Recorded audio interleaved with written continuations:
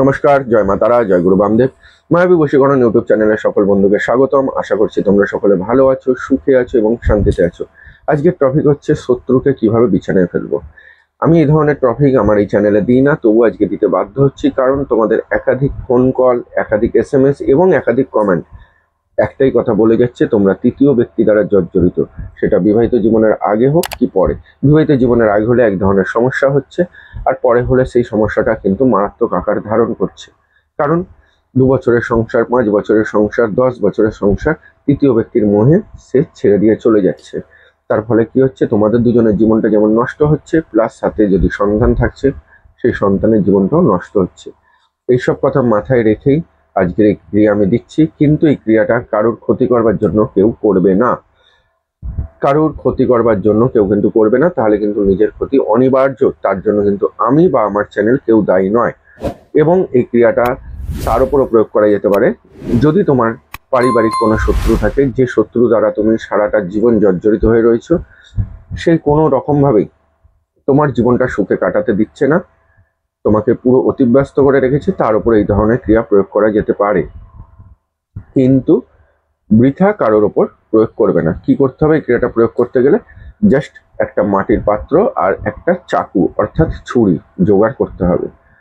কিভাবে করব অবশ্যই বলবো, তার আগে বলি, যদি আমার এই ভিডিওটা তোমাদের ভালো লেগে থাকে তাহলে অবশ্যই লাইক এবং বন্ধু বান্ধবকে শেয়ার করে দাও। আর যে সকল বন্ধু আমার চ্যানেলে প্রথম যুক্ত হতে চাইছো তারা চ্যানেলটি সাবস্ক্রাইব করে সঙ্গে থাকো।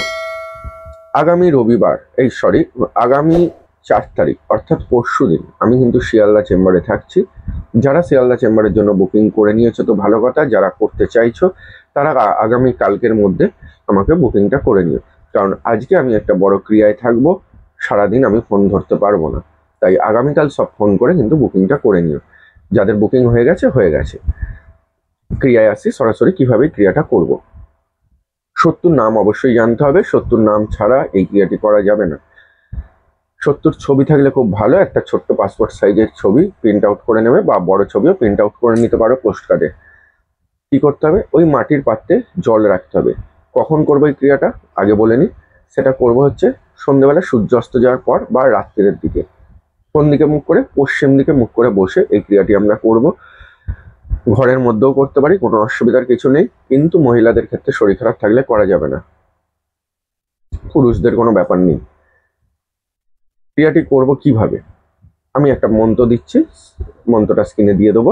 সেই মন্ত্রটা একবার করে পাঠ করব, আর চাকু দিয়ে ওই মাটির পাত্রে জল রেখে একটু করে জল তুলে ওই ফটোটার মধ্যে ছেটা দেবো। যদি ফটো না থাকে শত্রুর, তাহলে একটা সাদা কাগজে কালো কালি দিয়ে শত্রুর নামটা লিখে নেবে। চাকু দিয়ে তুলবে জল, একবার করে মন্ত্র পড়বে, একবার করে ছেটে দেবে। কবার করবে? 9 বার। করার পর কি করবে?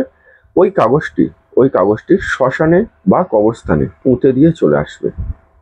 ওই কাগজটি শ্মশানে বা কবরস্থানে পুঁতে দিয়ে চলে আসবে। শত্রু 24 ঘন্টার মধ্যে থেকে বুঝতে পারবে এই ক্রিয়াটির অ্যাকশন। তাকে বিছানা ধরতে বাধ্য করে দেবে ক্রিয়াটি। সে বিছানা ধরতে বাধ্য হবে। তোমার যে তৃতীয় ব্যক্তির জন্য তুমি এতদিন জর্জরিত ছিলে, এবারে ওই তৃতীয় ব্যক্তি বিছানায় শুয়ে ভাববে তোমার জীবনটা নষ্ট করার সাজা সে পেয়ে গেল। চলো মন্ত্রটা আমি স্ক্রিনে দিয়ে দিচ্ছি, প্রয়োজনে স্ক্রিনশট তুলে রাখো। উচ্চারণে ভুল করবে না, আর কারুর ক্ষতি করবার জন্য করবে না। রিং লিং ক্লিং সাহা হাতে কয়ে নিলাম জলগিরি বান অমুকের, মানে শত্রুর নাম টাইটেল সমেত।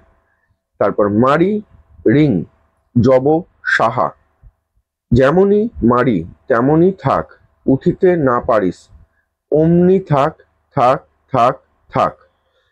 ভালোভাবে আরেকবার বলে দিচ্ছি, শুনে নাও। রিং লিং ক্লিং সাহা হাতে কয়ে নিলাম জলগিরি বান অমুকের, মানে শত্রুর নাম টাইটেল সমেত বা ওই তৃতীয় ব্যক্তির নাম টাইটেল সমেত। মারি রিং জব সাহা যেমনি মারি তেমনি থাক, উঠিতে না পারিস অমনি থাক থাক থাক থাক।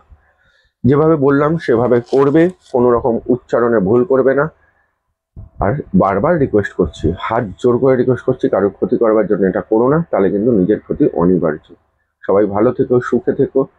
আবার দেখা হবে নেক্সট অনুষ্ঠানে। জয় মা তারা, জয় গুরু বামদেব।